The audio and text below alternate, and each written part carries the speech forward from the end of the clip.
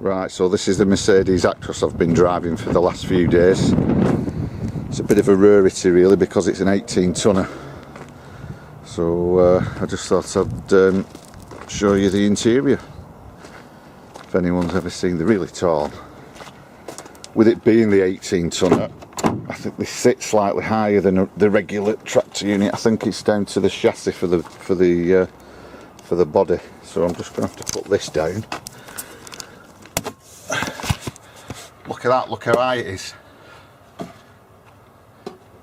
I'm not kneeling down.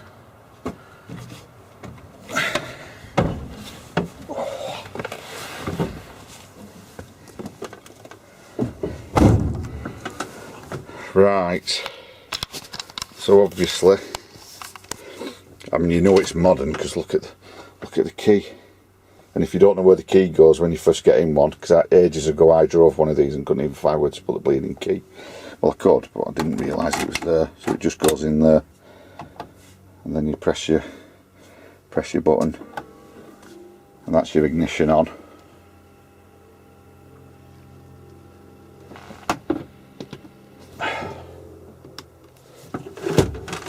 So that's your dashboard display. It's got the usual things on the steering wheel, lots of buttons. It's a bit complicated initially, but once you get used to it, it's not too bad.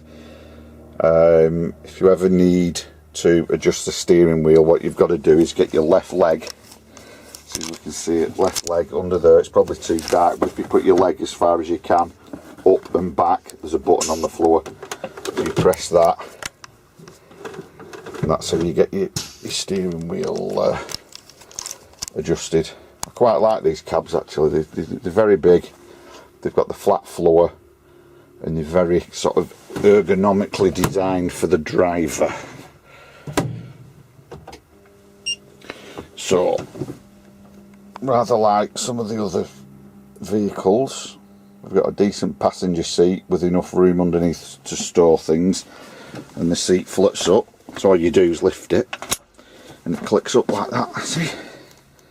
So there's plenty of room down there to stand up, as I will now demonstrate.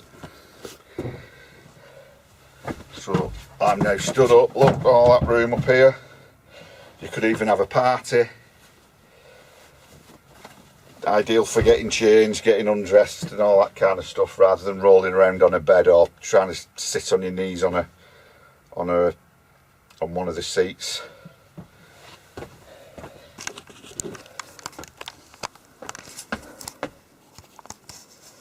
So up ahead, you got your interior storage lockers. That's 1, 2, 3. Loads of room up there, and there's your microwave as well, for anyone who likes microwaving brews. And there's a 3-pin plug in there, so you can unplug the microwave and plug whatever you want in there, your laptop maybe, or anything if you've not got an inverter or whatever you'd need on the dashboard. What I'll do, we'll just lean back here. So that's the basic dashboard layout. And I think Mercedes have been listening, because they actually supply, look at all those cup holders. You've got one there, you've got 2 there. Down there at the bottom here is a space big enough for a big bottle, and it's not horizontal, it slopes down so the bottles won't come flying out. And in the driver's door at the bottom down there, there's also a slot for a bottle. So that's good thinking. And what they've done, they've used the most of the space they can. So rather than just having a solid block down here, they've incorporated the drawer in it, and underneath there's a little shelf big enough for all your paperwork. And then over here, this is a good touch, you just pull the dash, that lifts down, that lifts up, that lifts down and out, and then you've a little table. So once, let me just, so once your seat's down there, you have a nice little desk or somewhere to eat your tea, which I think is pretty neat.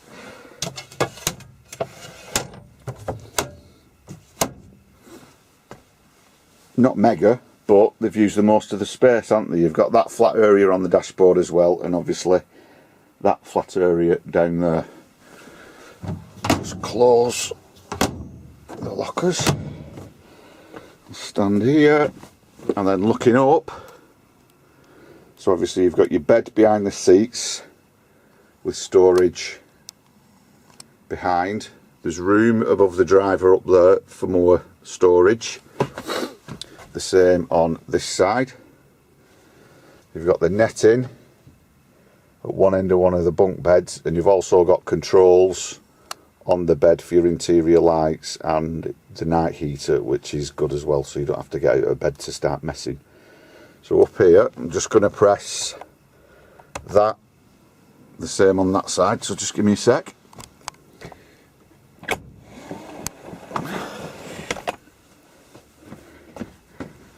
And now there you've got a bunk bed, so you can either sleep up there as well and use the bottom bunk for a load of storage, or vice versa. You can't really drive with it down like that because it clunks you on the head. Just depends how tall you are. But that is quite a wide bed actually, because as you can see it goes over the top of the driver's seat.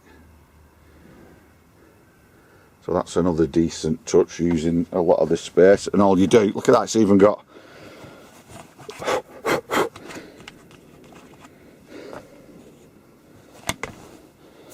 that, so you can see whether or not it's level or not.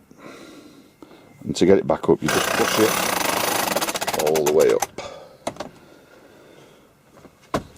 Now, as well as that, under the bed, there's the fridge. And another good thing with this one, there's a little, you can't see it at the moment, but there's a little light inside it as well. So when the fridge is on, if it's dark and you're in bed, it all lights up. And over this side, that's just a storage locker, which is another good touch. And also when the bed's in the upright position, you can just grab hold of the bottom bunk. Hang on, let me just...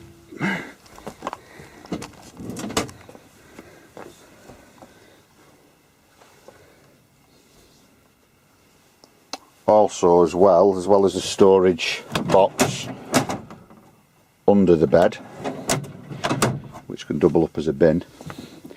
You can just lift up the bottom bunk. Hang on, let me just pull this seat forward a bit.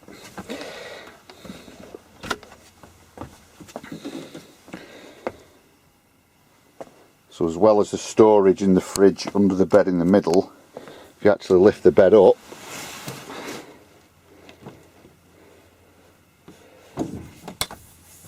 it fastens to the back wall using those. Using those as one on each side. Then you've access to more storage and the locker on one side. And the same again on that side. So every bit of space has been utilised, which is quite good really.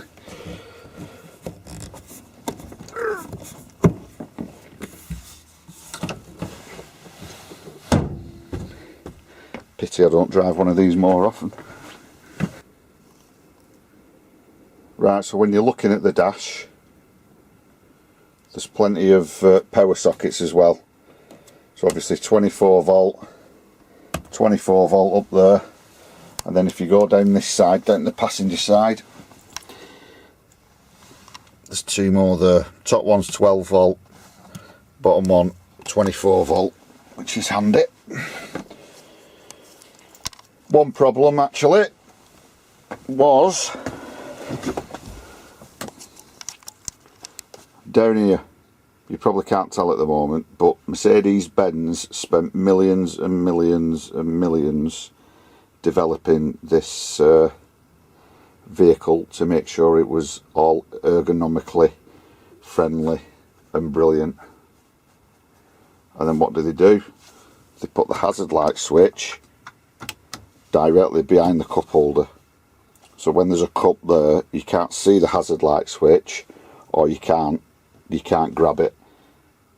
Wouldn't be so bad if it was a button for the aircon or something like that, but it's the hazard light switch, which if you need to use an emergency, you struggle pressing, which just seems a bit odd. But other than that, I think it's a nice motor.